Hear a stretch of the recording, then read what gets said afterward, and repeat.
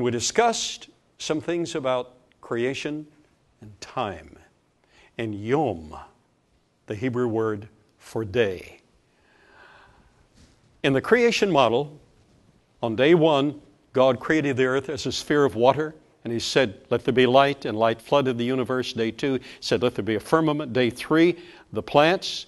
Day 4, the stellar bodies, the sun, moon, and the stars. Day 5, the fish and the fowl. Day 6, the dinosaurs. Later on day 6, the mammals. Later on day 6, man. And then He crowned the creation with the creation of Eve. On day 6 of creation. Were those literal days? They had to be literal days. First of all, they had to be literal days from the use of the Hebrew word day. Yom. Y-O-M, anglicized. Yom, that is preceded by the ordinal in Hebrew, classical, and biblical. The word yom, when preceded by the ordinal. What's an ordinal? What's an ordinal? A number. A number. When preceded by a number, the Hebrew word yom, when preceded by a number, always, without exception, means a literal solar day. So the PhD at lunch said, well, now, but I heard from Hebrew scholars that it can be used 4 different ways. I said, you're right. It can mean a period of time. It can mean a general event. It can mean an event in the future. Those are 3 ways it's used. But if it is preceded by the ordinal, what's an ordinal?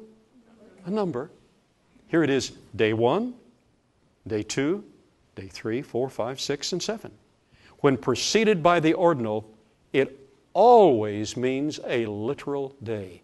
He said, they didn't tell me that. They told me about the period of time, so they justify long periods of time for the creation event. It had to be 6 literal days. Number 1, from the use of the word yom. Did you get that? Number 2, from the biological sciences involved. Look, the plants were created on day, what did I say just a moment ago? Day 3. But those plants have to be procreated. The technical literature shows that 98% of plants are procreated by the insects and the birds. But they were not created until what day? Number 5, 2 days later. You got to wait 2 days. If those are solar days, no problemo. Got it made. You can wait a couple of days before the bees start buzzing. But if those are periods of time, you got a problem. Some well-intentioned Christian creationists say, well, now wait a minute. The Scripture says a day with the Lord is as 1,000 years, and 1,000 years is a day. So those days were 1,000 years. No, they weren't. In that passage, Peter was referring to judgment. God may take the entire history of a nation before full judgment comes.